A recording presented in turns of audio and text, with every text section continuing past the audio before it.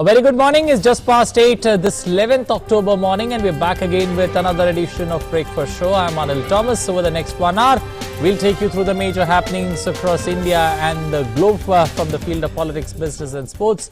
Also a regular segment on health and weather. Our top focus over the day is first up and fortified Tamil Nadu port town of Mamallapuram awaits Prime Minister Modi and Chinese President Xi Jinping. Also, leaders crisscrossing the states of Haryana and Maharashtra with election campaigning picking up pace. The first civil flight to operate from the Hindon Air Base today. That's also will be our focus. October 11th is celebrated the world over as International Day of the Girl Child. The observation supports more opportunities for girls and increase awareness of gender equality. We will be getting top and live inputs from our correspondents on the various angles to the top stories. But first up this Friday morning, the headlines we are tracking at the top of this hour. Mamallapuram all set for the informal summit between Prime Minister Narendra Modi and Chinese President Xi Jinping. Both the leaders to arrive in Tamil Nadu later today for the second informal summit. Mamallapuram bears testimony to ancient ties between the two neighbors. Finance Minister Nirmala Sitharaman meets distressed customers of the PMC Bank, says the government will bring in amendment in the winter session of Parliament if needed and to avoid cases like PMC Bank scam. The minister also says she will talk to the RBI governor and convey the urgency and distress of the PMC Bank customers. Vice President M. Venkaiah Naidu addresses the Indian diaspora in Comoros, asserts Indian government considers Africa as a focused continent, appreciates overseas Indians for keeping India's cultural heritage alive.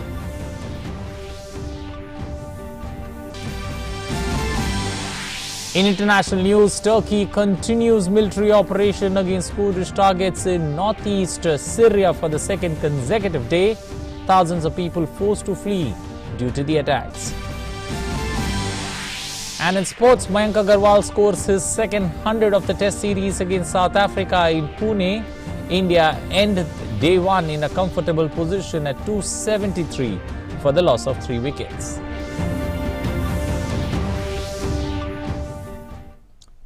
Well, let's begin the news from the informal summit in Mamallapuram.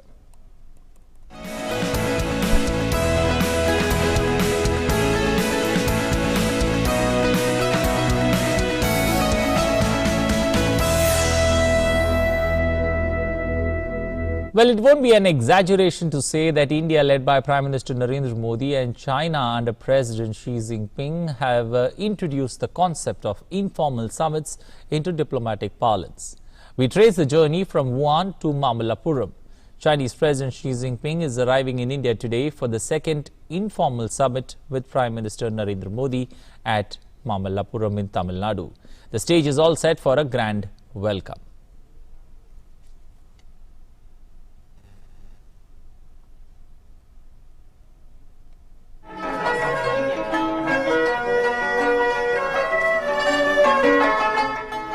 April 2018.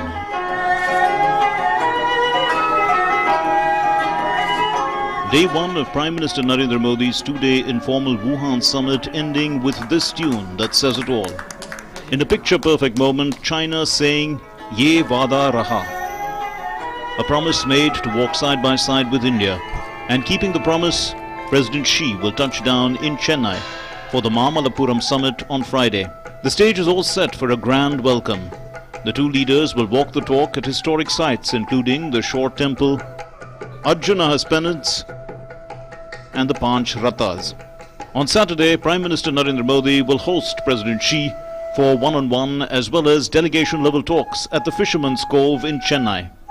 When Prime Minister Modi meets President Xi here at the informal settings of the Krishna's Butter Ball here in Mamallapuram, a 7th century AD monument which is now a World Heritage Site, it would lend the perfect air of informality for the talks between the two leaders.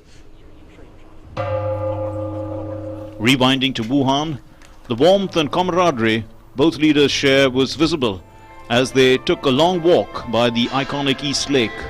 In a key outcome, the two leaders agreed to issue strategic guidance to their militaries to strengthen communications and to build trust and understanding.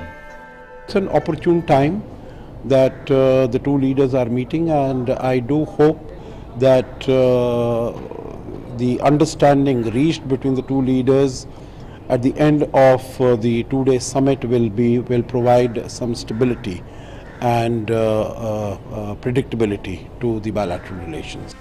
After the walk the talk followed a Nao Pe Charcha. The two leaders took a boat ride on a traditional Chinese wooden boat sporting a pagoda. This was reminiscent of Prime Minister Modi's unique style of hospitality. In 2014, he hosted President Xi in Ahmedabad along the Sabarmati waterfront, creating an informal atmosphere that allows candid exchange of thoughts and ideas. A traditional tea ceremony awaited the leaders on the lake side. Prime Minister Modi shared lighter moments with President Xi, perhaps recalling the days when he was a young boy and he sold tea at a railway station, Vadnagar. The Chai Pe Charcha continued as the two leaders sat down over a cup of tea. Prime Minister Modi was seen poring over a document deep in conversation with President Xi. The leaders of the two Asian giants held 6 meetings in 24 hours, discussing trade, tourism, people-to-people connect, and other regional and global issues, agreeing to strengthen mutual relations in days to come. That multiple aspects of bilateral trade were discussed over the 2 days became evident with India and China identifying terrorism as a major global problem. Within 5 weeks of the Wuhan summit, Prime Minister Narendra Modi and President Xi Jinping met in Qingdao ahead of the SCO summit. This was their 14th meeting in a short span of 4 years. The two leaders took forward the agenda set in the informal summit. Both countries inked 2 agreements after the bilaterals. The first agreement enables the Chinese side to provide hydrological data about the Brahmaputra River in flood season.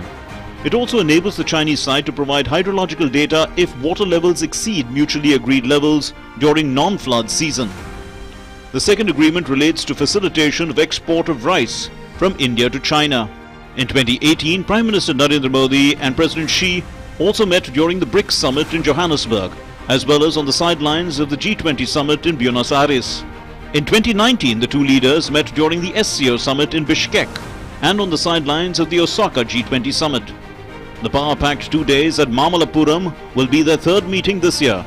Picking up the threads of the Wuhan spirit of 2018, when the two leaders met in an informal setting to take the relationship to newer heights, to break the impasse on areas of difficult negotiations, be it on defense cooperation, security cooperation, anti-terror cooperation, trade ties. And this is what the two leaders would wish to achieve when they talk first one-on-one and then in delegation-level talks at the Fisherman's Cove in Mamallapuram. The 21st century is often described as Asia's century, and India, led by Prime Minister Narendra Modi, as well as China by President Xi Jinping, are partnering to ensure this becomes a reality. Amritpal Singh, DD News, Mamallapuram, Tamil Nadu. And now we decode why Mamallapuram has been chosen as the venue for the second informal summit between Prime Minister Modi and the Chinese President. Mamallapuram is also known as Mahabalipuram. The name is said to be derived from the word Mamallan, which means great warrior, a reference to King Narasimhavarman, a Pallav dynast who took forward India-China ties in the 6th century AD. Taking a step forward to strengthen the ancient ties between India and China, Prime Minister Narendra Modi will meet Chinese President Xi Jinping in Mamallapuram for an informal summit. Mamallapuram has been a witness to the 1700-year-old ties of these two ancient civilizations. The city is world famous for ancient temple architecture. According to historians, this capital city of the Pallava kingdom is important in terms of trade. Ancient Chinese, Persian and Roman coins dating back to the 7th century were found here, indicating its existence as a seaport. Historians believe that during the 6th and 7th centuries, a Chinese traveller, Xuanzang, visited India and received a grand welcome by the Pallava king, Mahendravarman, during this period. It is said that the Chinese were well versed with the city and frequently visited it for trade. Mahendravarman's son, Narasimhavarman, played a vital role in expanding trade ties with China and even sent his ambassadors there. It is believed that the Chinese had close connections with Kanchipuram as it was a pilgrimage for them during that period. India and China not only had trade relations but also share a deep spiritual connection. Historians believe that the Buddhist monk Bodhidharma was related to the Pallavas. Born in India, he travelled to China in 526 AD, taking the religious philosophy with him. He travelled via the sea route and established the practice of meditation there. Historically, if you look at the flow of Buddhism, it happens from India to the Chinese, and subsequently, of course, the form of Buddhism that's practiced in China has a lot of other influences, the Zen form of Buddhism. And the interesting thing is that even as the Chinese were also making some kind of maritime outreach towards Southeast Asia, and even as India was making cultural trade outreach to those regions, we never had these instances of India and China getting into warlike situations. This is not the first time that Prime Minister Modi is hosting a foreign leader outside the national capital. He had hosted President Xi in Ahmedabad in 2014. Japanese Prime Minister Shinzo Abe also stayed at Ahmedabad during his India visit. Similarly, French President Emmanuel Macron experienced Indian culture on the ghats of the river Ganga at Varanasi, giving the world leaders a glimpse of incredible India. Interestingly, when the Prime Minister went to China for the first time, President Xi hosted him in Xi'an, his hometown, instead of Beijing. Bureau Report, DD News. Well, time now to get our correspondent on board. Amrit Pal Singh joins us, who's in Mamallapuram, joining us this morning. Amrit, what are the opportunities this informal summit, bring forth to the two world leaders? The opportunities, Anil, are galore. I mean, the whole range of issues can be discussed. As you know, there is no format to it. It's happening in an informal setting. So it's really going to be a freewheeling chat. Of course, this is tomorrow is going to be followed by delegation level talks after the one-on-one meeting today and tomorrow. But basically, this is the idea of both Wuhan and Mamallapuram is to have a freewheeling chat between the two leaders where they are not restricted to a formal format. But of course, when the two leaders meet, even if in an informal setting, they discuss the whole gamut of relationship, be it defense ties, security ties, increasing CBMs, how to update them, looking at trade issues, looking at difficult negotiations on trade issues, people-to-people contact. As you know that next year we approach the 70 years of establishment of diplomatic relations. The whole range of issues, anything that China would want to bring up with India, the issue of terror is going to be raised in a major way. So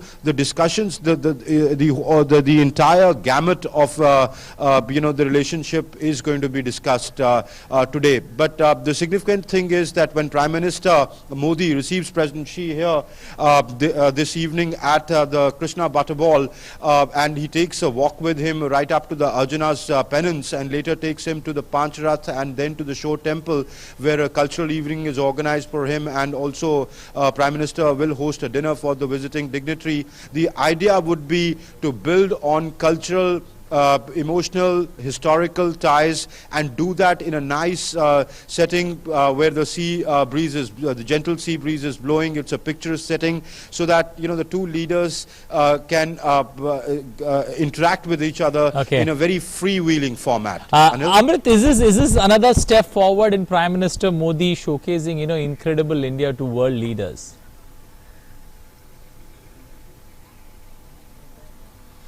That's right. What the Prime Minister's idea is, as the story was also saying, is to not just host world leaders at the Hyderabad house in Delhi and make it very formal.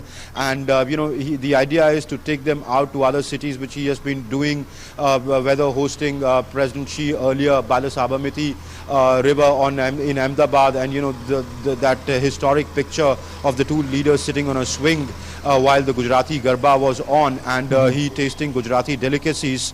at the dinner which was hosted by the Sabarmati riverfront, or taking say Shinzo Abe to the Aarti at Banaras, or Angela Merkel to Bangalore. The idea is to take them out, showcase that India is much more than that Hyderabad of the formal settings and the beautifully manicured lawns of Hyderabad House in New Delhi. It is a culturally vibrant country which changes every 30 kilometers while you drive down. So to put that face of India, as you say, to put the face of incredible India out there, and also to create that mood of an informal setting where if there are any those inhibitions, if world leaders, because as we know that in any country's relations, any relationship between any two countries, there will be issues, and with China there are major issues, be it on the geopolitical front, be it on the trade front, be it on security front. So the idea is to reach out in a more informal way, in a more setting which is much more subdued, where the two leaders can basically put down their differences and talk to each other in a very freewheeling format. Amrit, how is the city decked up, and what's the importance of picking the southern part of India for this particular visit by the informal visit by the Chinese president? The city is decked up. There's a lot of security here, Anil. The city has been cleaned up. It's a beautiful city. These sites like the Krishna Butter Ball, the Panchtatra, the Show Temple, these are World Heritage Sites. Arjuna's Penance, these are World Heritage Sites these are monuments from the 7th century AD, right from the Pallav dynasty. And the Pallav dynasty, as you say, why Mahabalipuram? Because and why Tamil Nadu or why South India? Because traditionally, these coastal cities have had links with China. The trade has been going on during both the Chola dynasty and the Pallav dynasty. There were trade relations between the two countries. In fact, Mamallapuram is in the Kanchipuram district, and the Kanchipuram silk actually came from China to India during the Pallav dynasty, and today Kanchipuram silk is known world over. India, for example, Bodhi Dharma, a prince of the Pallav dynasty who turned into a monk, took Zen Buddhism from Mahabalipuram to China, especially to the Fujian province, of which President Xi has been the governor in the past. So, there is a cultural connect, there's a historical connect, and the idea is to sort of build on those connects, use soft diplomacy to reach out, and then try and approach the more difficult issues, which is real-time diplomacy, and using soft diplomacy to soften it, and then reach out so that it happens in a more open setting. It happens that the two leaders, when they talk, or the two delegations, when they talk, they are more open to each other, and approaching the intractable issues like that. So the city is really decked up. The shores tomorrow, when Prime Minister Modi hosts President Xi at the Fisherman's Cove here, a little distance from Mahabalipuram. It is in Mahabalipuram, but a little distance from where I'm standing, about 15-20 kilometers. They'll be taking a walk by the seaside. They'll be sitting there watching the sea and then talking. So it's beautifully decked up. Arches have been made, though there are no hoardings, conspicuous hoardings like that, because of the tragic incident, as you know, where a girl died because a hoarding fell on her. So the sensitivities of people, when it comes to hoardings, are really high. So you don't see the sort of hoardings that you saw during Shinzo Abe's visit or President Xi's visit to Ahmedabad. But the city bears the look of a city which is ready and all decked up to welcome President Xi this afternoon. Okay, we'll leave it there. You keep yourself well hydrated. You've got a busy 2 days coming up. Stay hydrated, keep yourself well there in that hot sun which is already blazing on your head. Thank you, and appreciate you joining us this morning from Mamallapuram. Well, now we've got an expert in the studio, for our former ambassador joining us this morning, S.R. Tayal joining us in the studios. Good morning, sir. Welcome to Breakfast Show. So, Amrit spoke about a gambit of issues that could be up for discussions. What should India expect from this particular visit? See, the first thing is that the two leaders are very strong leaders. True. Prime Minister Narendra Modi has just come in May with a resounding victory, and he will be there for 5 years, if not more. President Xi Jinping is also very strongly entrenched in China, and his term may not be limited to 2 terms as it has been the practice in the recent past, but it could be longer. Okay. So it is very important that the 2 strong leaders of the 2 most populous countries of the world share with each other what is their vision for Asia, Okay. and what is their vision for the world, and in that vision how do they see the role of each other's country. Why does China continue to look at India with some unease and keeps on not taking into account our core interests? That is, I think, very important that the 2 leaders come to some understanding that India wants a good and strong China. China should want a good, powerful, strong, economically strong, militarily strong India, because historically, if we leave post-independent history, India and China have coexisted very well. True. In spite of being neighbors, there has never been any animosity, there has not been any kind of incident, and as your clip showed, there have been cultural connections, there have been religious connections, there have been spiritual connections, and there have been commercial connections. So I think a good understanding at that level between the 2 countries, that between the 2 leaders, that the 2 countries can coexist very well and fully safeguard each other's interests would be a very important thing moving forward, and other things will follow. If there is an understanding that India and China are not unfriendly, why should they be unfriendly to each other? And leave aside the border issue, after all bilateral issues we are managing quite well. But now the evil shadow of Pakistan has been cast on India and China relations, and that is harming the relations. China should understand that why should it make China-India relations hostage to their relations with Pakistan. Pakistan, which is a rogue country, which the whole world treats as a fountainhead of terrorism, they have to do their own cost-benefit analysis. Purely looking at multiple meetings that Prime Minister Modi's had with Xi Jinping, how much of water, if you see, has flown through, from Wuhan to Mamallapuram, purely in terms of deliverables, in terms of promises between the 2 nations?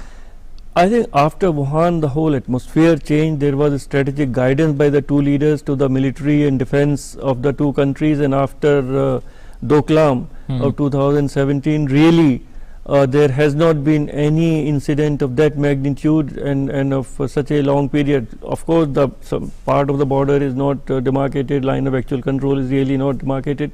So some incidents happen, but they have been managed very well. And in otherwise also in trade and in some, there has been good progress. There are concerns, but which can be addressed bilaterally. There is not an issue. These are the details which need to be discussed. So I think the people-to-people contacts have become very good. There have been very good meeting amongst intellectuals. The tourism is increasing. So atmospherics between India and China were improving after the Wuhan Informal Summit. But the statements which came from China in the wake of our 5th August decision to fully integrate our state of Jammu and Kashmir with India, they have put a hiccup in India-China relations, and there was a feeling that China has fully understood our concerns and our position, that it's an internal matter of India, and as far as Indo-Pakistan issues are concerned, they are bilaterally, they will be dealt with between India and Pakistan, as has been a clear understanding with Pakistan. So there is no role either for United Nations or for China. So but China and the joint statement issued after Prime Minister Imran Khan's visit to China just a couple of days back, that has again reiterated this whole issue of Kashmir and United Nations Security Council, etc. Now China has to be told very clearly that we do not comment on Hong Kong, we do not comment whatever they do to their population in Xinjiang. So it takes 2 to clap. I think Prime Minister Modi goes with a very strong position, and he should be very candid and frank with President Xi Jinping that India will be very friendly, but China has to be conscious of our concerns. Well, that's purely in terms of strategy and, in terms of relations between the two countries. But purely in terms of, on the economic front, do you see progress between India and China on the economic front, considering the huge trade deficit, favoring or siding China, at this point of time? Do you see, some kind of window being opened as a result of which that huge trade deficit can be narrowed? Again, I would think that an understanding between the two leaders can be very helpful, and Prime Minister Modi will certainly speak to President Xi Jinping that after all India has an aspiring population, it has a young population. We have to have Make in India. We cannot give employment to all our youth if our manufacturing is only 15%. So, we have a national goal of raising it to 25%. And we want China to be a partner. That means Chinese companies should come here and invest rather than just exporting to India. And that is a point which I hope President Xi Jinping understands, that trade for trade's sake, that is not important. Ultimately, Prime Minister Modi has to think in the interests of people of India, the youth of India, employment in India. Similarly, so President Xi Jinping has to think of the terms of interests of China.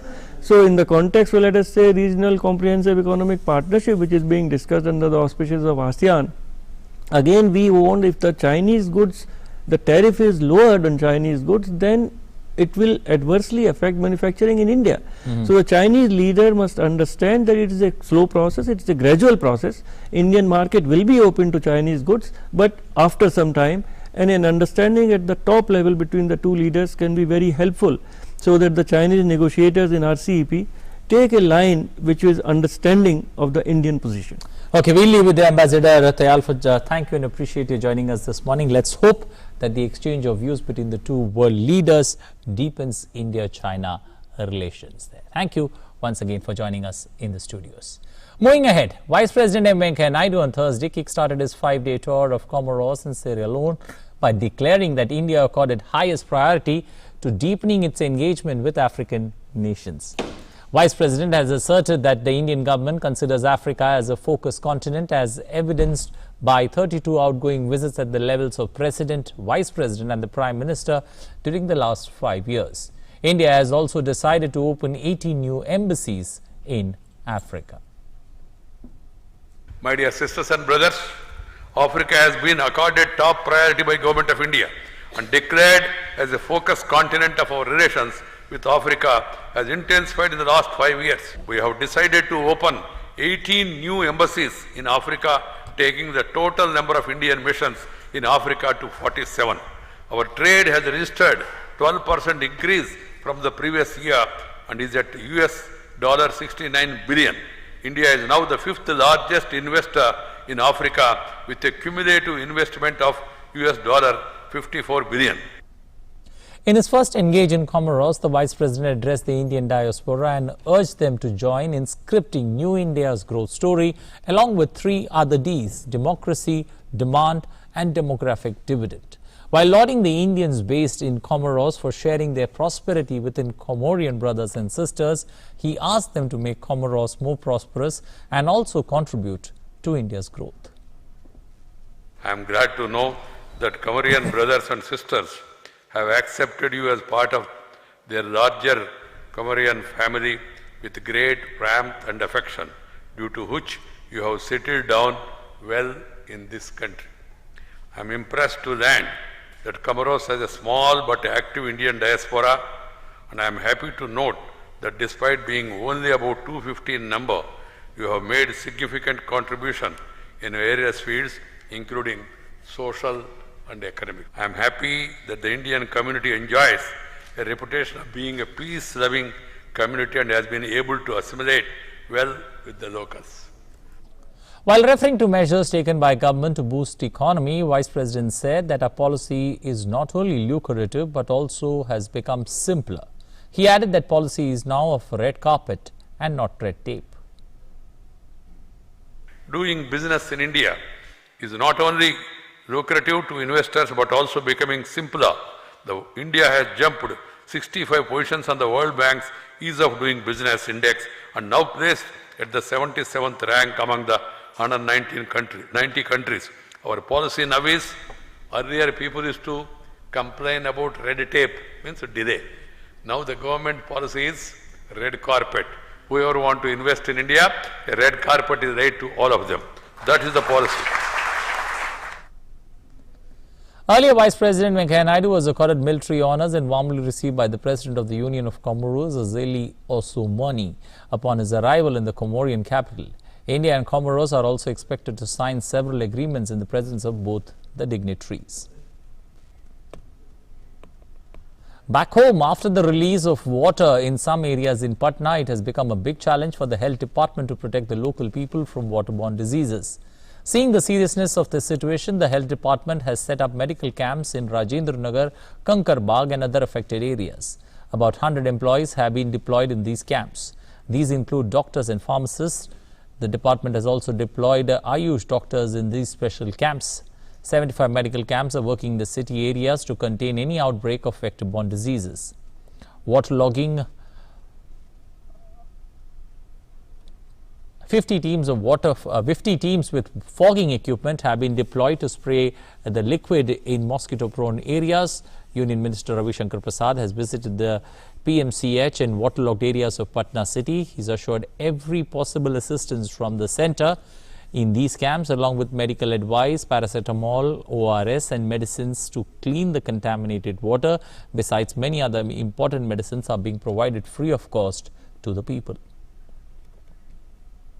As Bihar struggles to escape the clutches of floods, many localities in the city area are still waterlogged, even though the water level has come down due to constant pumping. Water is being pumped out from the low-lying areas of the town in Khagaria. It is among the 12 districts of Bihar that are facing the wrath of flood. The situation has eased out in most of the districts as no rain has been recorded in the past 48 hours in the catchment areas of the major rivers Ganga, Mahananda, Gandak, Buri, Gandak, Bagmati and the Punpun rivers continued their receding trend. The widespread impact of the central government's Pradhan Mantri Matru Vandana Yojana is being seen across the country. Under this scheme, the government transfers 5,000 rupees into the account of pregnant women. Providing financial assistance to pregnant women is the main objective of the scheme. The women of Morbi district in Gujarat are also benefiting from this particular scheme. Here's a ground report from Gujarat.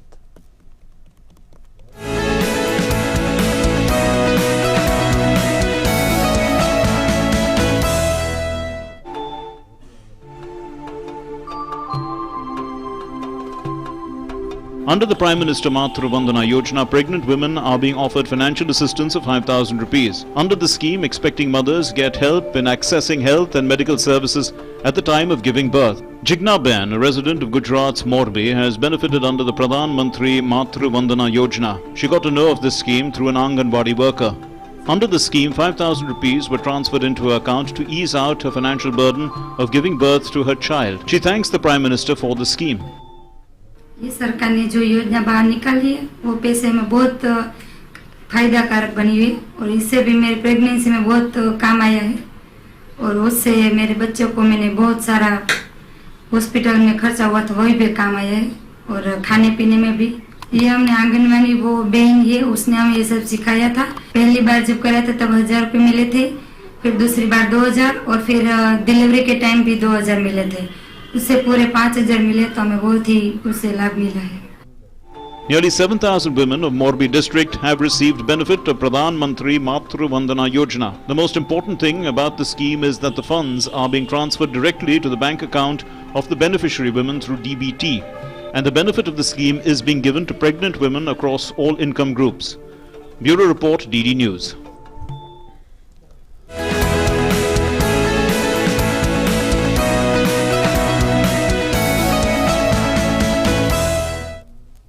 Well, moving to some international stories now, as Turkey continues its barbaric strikes in Syria, reaching its second day of the encounters, Turkish troops have encircled the border towns of Ras Al Ain and Tal Ayyab. Syria's Kurds battle to hold off a Turkish invasion that deepened fears of a humanitarian crisis. Tens of thousands of people have already fled their homes in northeast Syria as Turkish forces get ready to harshen up their attacks and step up their cross-border offensive on Kurdish-led areas. although aid agencies fear the exodus could reach hundreds of thousands. US President Donald Trump later suggested that Washington could mediate between Turkey and Kurdish groups, as international condemnation of the Turkish assault has been overwhelming after the attacks were discussed in an emergency meeting of the UN Security Council on Thursday. Currently, about 12,000 men linked to IS are held in 7 detention centers across northeast Syria, according to the Kurds. The Ministry of External Affairs expressed concerns over unilateral military offensive by Turkey in northeast Syria.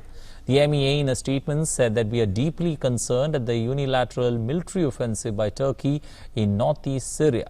The MEA further added that Turkey's actions can undermine stability in the region and the fight against terrorism. Its action also has the potential for causing humanitarian and civilian distress. The Ministry of External Affairs also called upon Turkey to exercise restraint and respect the sovereignty and territorial integrity of Syria. The Ministry of External Affairs urged the peaceful settlement of all issues through dialogue and discussion.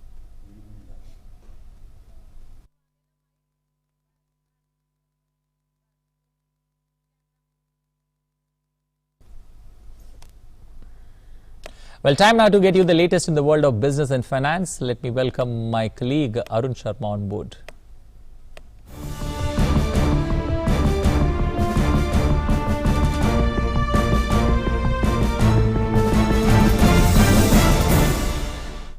Thanks, Anil, and let's begin Finance World with our top story. Now, the Finance Minister Nirmala Sitharaman yesterday met and assured customers of Punjab and Maharashtra Cooperative Bank that their interests will be safeguarded. PMC Bank is in bad financial health, allegedly after having given loan worth thousands of crores to near bankrupt realty player HTIL. Sitharaman said she will abreast RBI governor of the issues. She also promised to introduce appropriate legislation in the upcoming parliament session to stop bank scams.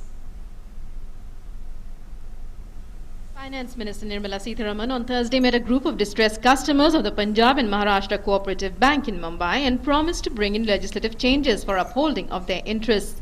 Holding press conference after the meet, she said that customers are upset over the revised 25,000 rupees limit on withdrawals. The minister said that she will convey the urgency and distress of PMC customers to the governor of RBI. I've already been talking with the Governor of Reserve Bank. Once again this evening, I shall talk to him and convey the sense of urgency and distress that the clients of PMC have expressed before me, and I shall request him to expedite the clearing off or giving permission for withdrawal of their monies which are deposited.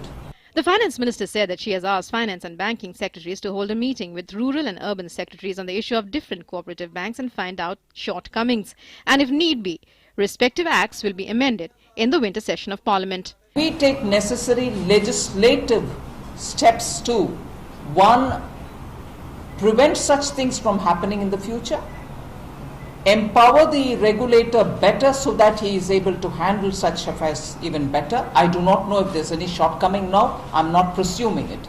But I'm saying with these objectives, this group will be working so that if necessary in the forthcoming winter session of the Parliament itself, we'll be bringing in any regulation, any amendments which may be necessitated. On September 24th, the RBI restrained PMC Bank from carrying out a majority of its routine businesses for a period of 6 months.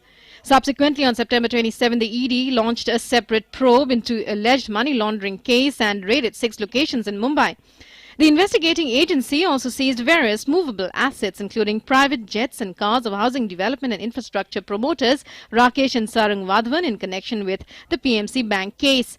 PMC is in bad health, allegedly due to its exposure to the near-bankrupt realty player HDIL, to which it has loaned over 70% of its 9,000 crore rupees in advances. With Bureau Input, DD India. Well, let's now shift our focus from the banking sector to the aviation sector. Well, the wait for Delhi's second airport is finally over. Now, Hindon Airport is ready for the first commercial flight from today.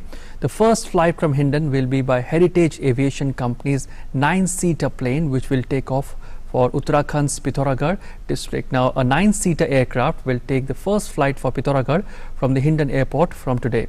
The flight from Pithoragarh to Delhi will take off at 11:30 a.m. today, and flight from Delhi to Pithoragarh will take off at 1 p.m. today. The airfare from Hindon to Pithoragarh is 2,270 rupees, and from Pithoragarh to Delhi the airfare will be 2,470 rupees. After this launch, flights for Dehradun, Hubli, Shimla, Faizabad, Gulbarg, Nasik and Kunnur will be among other popular destinations. Now, this will also reduce the load at Delhi's Indira Gandhi International Airport. Now, Hindon will serve as the second airport. The Air Force Station is located close to Ghaziabad. Now, on 8th of March 2019, the Prime Minister Narendra Modi had inaugurated the new civil enclave at Hindon Airport.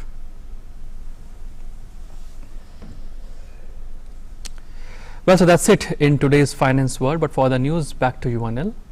Well, something worth watching out for, that particular civil airport there coming up at the Hindon Air Base. Thank you, Arun, for joining us with those inputs. Time now to take a look at sports. An Indian opener, Mayank Agarwal, hitting his second century in successive matches on Thursday to push South Africa onto the back foot on the opening day of the second test match in Pune. Agarwal, who made a double century in India's opening win, completed another 100 with the boundary of Vernon Philander in Pune. India were 273 for the loss of 3 wickets when bad light forced an early end of play, with skipper Virat Kohli unbeaten on 63 and vice captain Ajinkya Rahane unbeaten on 18. Paceman Kasigo Rabada struck early to claim Rohit Sharma's wicket, but after that India clawed back. Mayank Agarwal and Pujara added 138 runs for the second wicket. Pujara became Rabada's second wicket victim for 58. Agarwal, who also scored a double century in Visakhapatnam, completed his century, his second test century of the series. Kasigo Rabada got his third wicket as he had the centurion Mayank caught at slips for 108. The highlight of the day was Mayank's approach against fast bowling and Cheteshwar Pujara's perfect technique while tackling the spinners. Victory for India in the series will see them beat the record of 10 straight home series win they share with Australia. Indian women boxers continue their winning momentum on day 8 of the ongoing World Boxing Championship in Russia as they assured the country of 3 bronze medals on Thursday. 6-time champion MC Mary Kom assured herself an unprecedented 8th medal at the Worlds as she defeated Colombia's Valencia Victoria by a unanimous 5-0 verdict to make the last 8th stage in the 51-kilogram category. With this, Mary Kom bettered her own record as the most successful boxer in the history of the tournament. Manju Rani stunned top-seeded Kim Yong-mi of North Korea in the 48-kilogram category to secure a maiden world title. Earlier, the World Championship debutant demolished Venezuela's Roja Schedona 5-0 to enter the quarterfinals of the light flyweight category. After Mary Kom and Manju Rani, debutant Jamuna Bora marched into the semi-finals to assure herself of a medal or her maiden medal at the Worlds. The 22-year-old boxer defeated Germany's Ursula Gottlob 4-1 in the 54-kilogram quarterfinals. Well, time now to take a look at the top stories published in the newspapers from the national capital. Our first look is at the Hindu ad on the front page. The Modi Xi Jinping summit there, great expectations from that particular meet. Trader border dispute likely to dominate this particular talks. It talks about the few things. No MOUs or agreements are likely to be signed in Mamallapuram. Only a joint communique is expected. Enhancing Bangladesh, China, India, Myanmar infrastructure project. Few projects that could be up for discussions and great expectations from this talk between the two world leaders whose stakes are increasing world over. Well, moving to our next story that comes from the Hindustan Times in the inside pages. India is the 33rd cheapest place in the world to buy a cup of coffee among 76 countries around the world. Compared, this is an index that's been put together. If you look at the world's most expensive coffee that's available in Denmark, in Copenhagen, which comes roughly around $6, while in India you get a coffee close to $3.30. And the cheapest three are Colombia, Egypt and Turkey, where in Turkey you get a coffee for $1.78. Well, our next look is at the Times of India and the front page. A beautiful picture there clearly indicating Azadi for the Iranian women there after 38 years. In a historic moment for sport, Iran ended a 38-year ban allowing women to watch the country's World Cup football qualifier against Cambodia at Tehran's Azadi Stadium on Thursday night. Iran won 14-0. The move came a month there clearly, you know, this news has spread widely online with the help of hashtag Blue Girl. So clearly a great window of opportunity for the women of Iran and a true Azadi for them to watch the sport along with the men there, and the story coming on the World Day for the Girl Child. A final look at Mail today in the sports page. This is MC Mary Kom, the boxing legend Mary Kom, recording or securing her record 8th world medal, entering the semi-finals. The tagline says greatest of all time. She is now in the Hall of Fame with 8 medals at the World Championship. Felix Serwan from Cuba had 7 and Kathy Taylor from Ireland had 6. So she is now in that Hall of Fame as the top boxer to pick 8 medals at the World Boxing Championship, and India being assured of 4 medals there at the IBA World Boxing Championship there. Now time to move to history and take a look at all the important events that took place on this very day, 11th of October in history. On this day, 1902, Indian independence activist and social reformer Jai Prakash Narayan was born in village Sitab Diara of Saran district of Bihar. In the year 1968, the first manned mission, Apollo 7, was launched with astronaut Wally Schirra, Don Fulton and R. Walter Cunningham aboard. On the same day in 1984, Space Shuttle Challenger astronaut Catherine Dwyer Sullivan became the first American woman to walk in space. The spacewalk was performed to demonstrate the possibility of refueling a satellite. On this day in 2010, Krishna Punia created history by breaking the 52-year-old Commonwealth Games gold medal jinx after winning gold medal in women's discus throw. She became the first woman from the country to win a Commonwealth Games gold. Well, time now to come back to the present and take a look at the events listed for today. Chinese President Xi Jinping will arrive on a 2-day visit to India at Mamallapuram in Tamil Nadu. Jinping will take part in the second informal summit with Prime Minister Narendra Modi. The leaders will hold comprehensive talks on a host of issues concerning the bilateral relations. Union Minister for Agriculture and Farmers Welfare Narendra Singh Tomar to participate in inauguration of the first ever India International Cooperative Trade Fair. He will be present as the chief guest and launch Yuva Sahakar Cooperatives Enterprise Support and Innovation Scheme 2019. The first commercial flight from the Hindon Civil Airport will operate when a 9-seater plane will take off for Uttarakhand's Pithogarh district. The birth anniversary of Lok Nayak Jai Prakash Narayan will be observed today. Birth anniversary of Bharat Ratna Nanaji Deshmukh, an RSS leader, to be observed today. The leader worked for rural development and founded a university in Chitrakoot. Well, obesity is a medical condition which reduces life expectancy. In today's health segment, we share a report on obesity, which is a gateway to many diseases.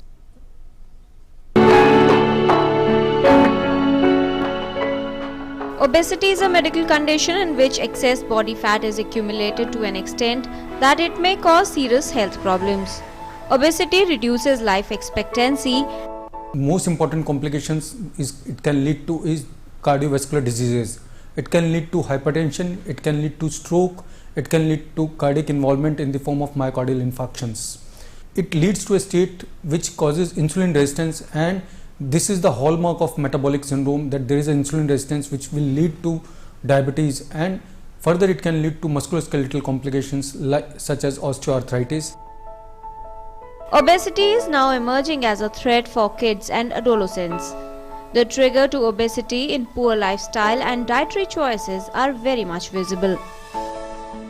It has been recommended that for young adults, they should do 60 minutes of exercise daily, out of which 50% of them should be brisk walking or normal workouts. 15 minutes should be done on some sort of light exercises, and 15 minutes should be muscle strengthening exercise.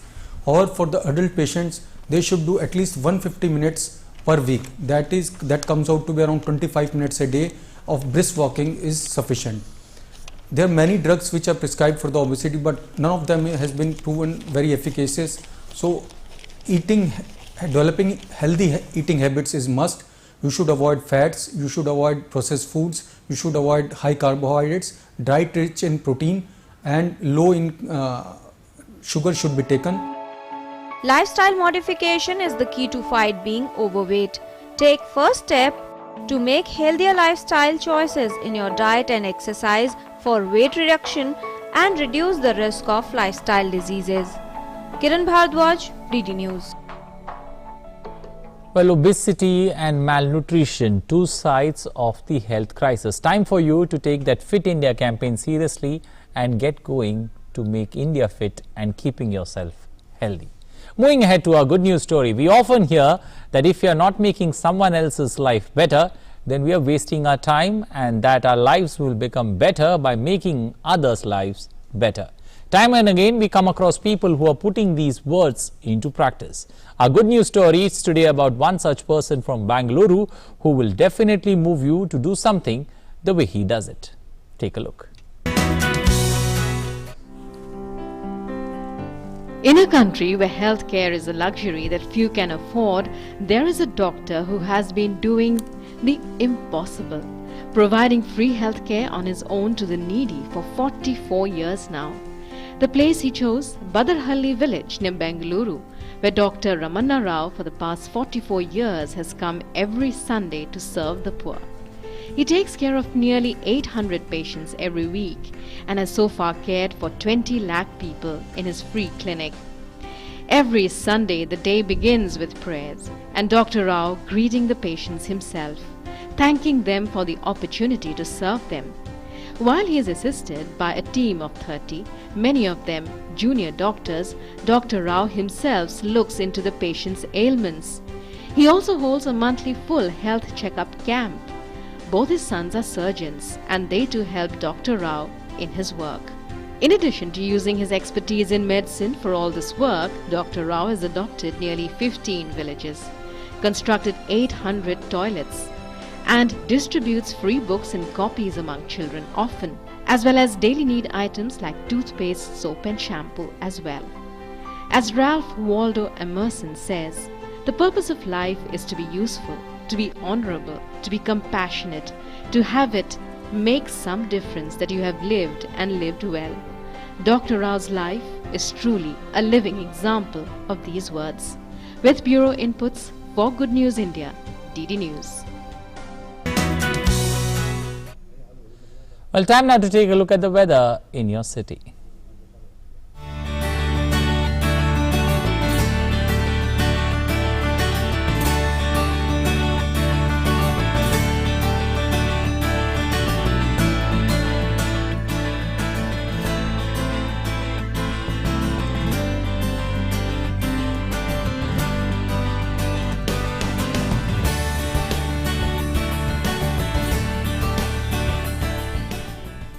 Well, time now to say call it a wrap on Breakfast Show. But before we end this edition of Breakfast Show, we leave you with a positive thought to kickstart your day. Don't just wish for things in life, but work for it. Our image of the day, Bollywood legend Amitabh Bachchan is celebrating his 77th birthday today.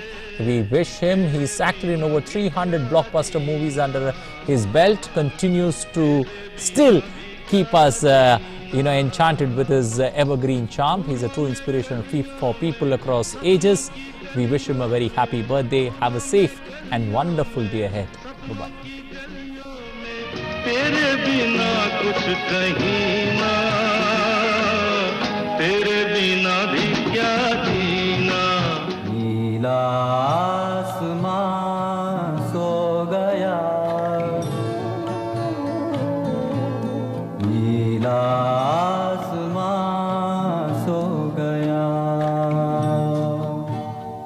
मैं पल दो पल का शायर हूँ, पल दो पल मेरी कहानी है, पल दो पल मेरी हस्ती है, पल दो पल मेरी जवानी है, मैं पल दो